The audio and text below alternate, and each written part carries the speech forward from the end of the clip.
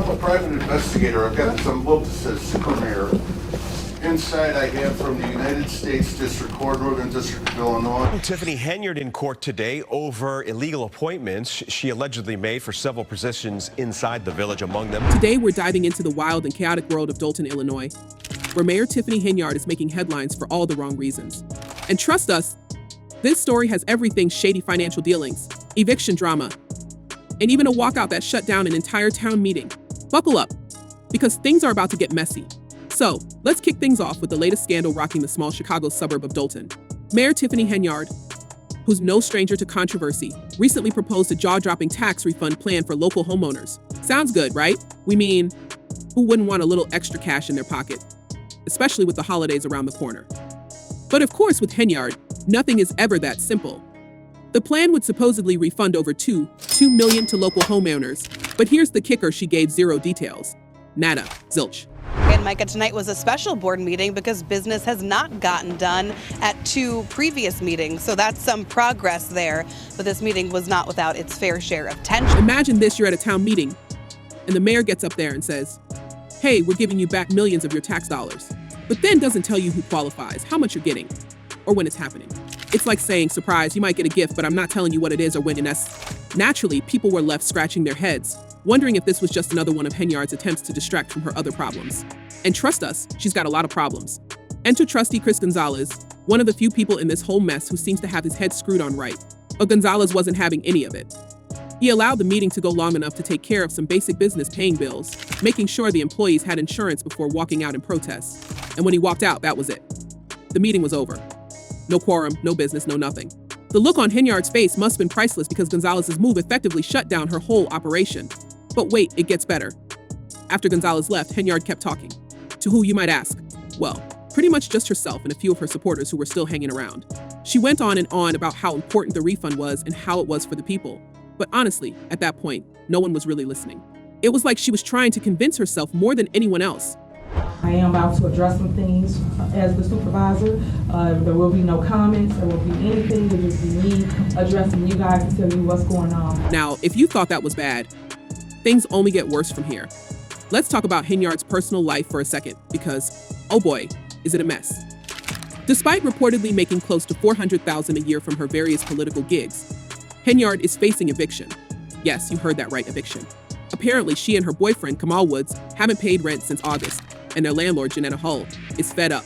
Hull even showed up at a recent township meeting, trying to serve Henyard with eviction papers. Talk about drama. According to Hull, she once considered Henyard a friend. In fact, she even did some campaign work for her. But things took a turn when Henyard pressured Hull to rent her house to her and Woods, saying she wanted it for herself. Can you imagine? You're all set to rent your home to someone else, and the mayor of your town calls you up in the middle of the night, basically demanding that she take over the lease. Hull, feeling cornered, agreed. But now she's regretting it big time. Not only has Henyard stopped paying rent, but she also changed the locks and garage codes so Hull can't even get inside her own property. It's like a bad soap opera, only it's real life. Henyard's landlord showed up here to see her tenant in person after she says Henyard has been dodging both her and rent payments for months. Hull has filed an eviction lawsuit, but so far Henyard and Woods have managed to dodge the paperwork. The Cook County sheriffs have tried multiple times to serve them both at their home and at Henyard's office in Village Hall, but no luck. Hull is now paying a process server out of her own pocket just to get these two to show up in court. And what's Henyard's response to all of this? Radio silence. She's blocked Hull on her phone and refuses to communicate. It's almost like Henyard thinks she's above the law, or at least that's what her actions suggest. And speaking of thinking she's above the law, Henyard recently got dropped by her bank, BMO Harris, for what she called a reputation issue. Ma'am, we wonder why. Could it have anything to do with the fact that she's under investigation for financial mismanagement? Maybe. Or maybe it's because her spending habits are completely out of control. This woman is living the high life while her town is drowning in debt. We're talking first-class flights, luxury hotel stays, fine dining at the taxpayer's expense, you name it. She's done it. And yet here she is, unable to pay her rent. I do not handle anything as relates to with credit cards. As you heard me speak today in my board meeting about, I do not handle that. Some of those charges are for you, though. No, sir. One of the biggest jaw droppers in this whole saga is the revelation that Henyard spent over $43,000 on Amazon in a single day. Yeah, you heard that right. $33,000 on Amazon. What could she possibly be buying? And that's not all. There were 2 other purchases on the same day, one for over $4,000 and another for almost $6,000. Who is she shopping for? Bayonce? It's absolutely wild. And yet she continues to act like she's a victim in all of this. Now, let's talk about the reaction from the community, because people are not happy. The comments section on social media has been blowing up with people calling her out left and right. One commenter put it perfectly, saying she wants unity, but openly bashes, insults, and tries to create mistrust between the people and the board. And then when her potentially criminal actions are questioned, she gets unprofessional and argumentative, creating more chaos and blames others. Another person chimed in with, of course she's losing it. She can't account for all the money she has stolen. Oath, when your own constituents are dragging you like that, you know things are bad. Please tell me how you're out of order. You're out of order. How do they operate, trustee? And it's not just the public who's fed up. Henyard's own colleagues are starting to turn on her too. Trustee Kiana Belcher, who once supported Henyard, has now become one of her biggest critics. Belcher has accused Henyard of running the village like a dictatorship, using the police to harass her political enemies, and pushing through decisions without any input from the board.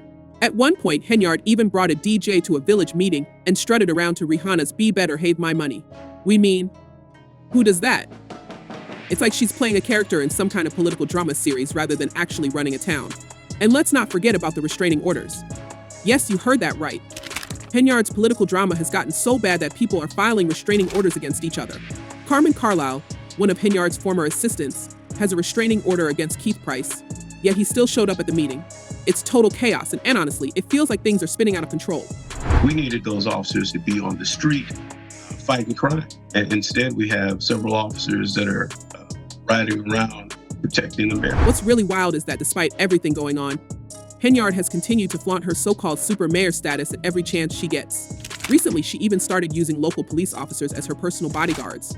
And we're not talking a small security detail here. 6 officers have been assigned to her around the clock, racking up thousands of dollars in overtime. People in Dolton are understandably furious, especially since those officers could be out patrolling the streets and keeping the community safe. But nope, they're busy chauffeuring Henyard to events and even picking up her daughter from school. It's like she's living in a completely different world from the rest of the town. And let's talk about the billboards. Have you seen them? Henyard's face is plastered all over Dolton, like she's trying to make sure no one forgets who's in charge. One of the signs even reads, "Keeping my promises, fighting for my residents." But as one local put it, it feels more like she's fighting against them. These billboards are everywhere, and it's not exactly cheap to put your face on every corner of town.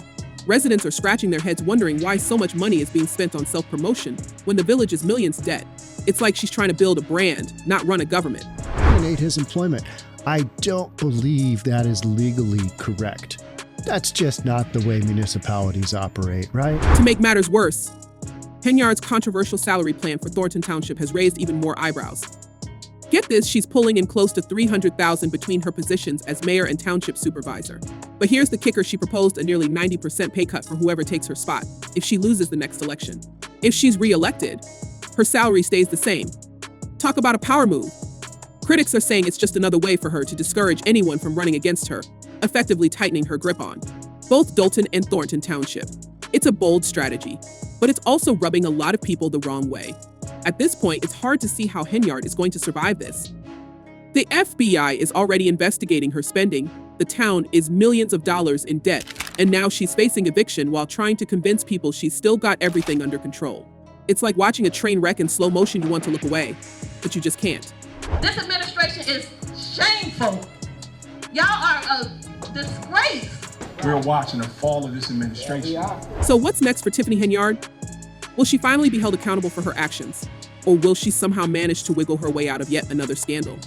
Only time will tell, but one thing's for sure, the people of Dolton aren't going to let her off the hook that easily. With an election coming up, the stakes couldn't be higher, and Henyard's opponents are gearing up for a fight. Trustee Jason House has already announced his candidacy, running on a platform of cleaning up the mess Henyard has made. He's got a team of candidates behind him, and together they're calling themselves the Clean House Slate. Coincidence? We think not. And what do you guys think? Is Henyard finally going to face the consequences of her actions? Or is she going to keep dodging accountability like she's been doing all along? And how about that eviction drama? Do you think she'll manage to weasel her way out of that too? Let us know your thoughts in the comments below. And as always, don't forget to like, subscribe, and hit that notification bell so you never miss the latest tea. Until next time, stay tuned because we have a feeling this story is far from over.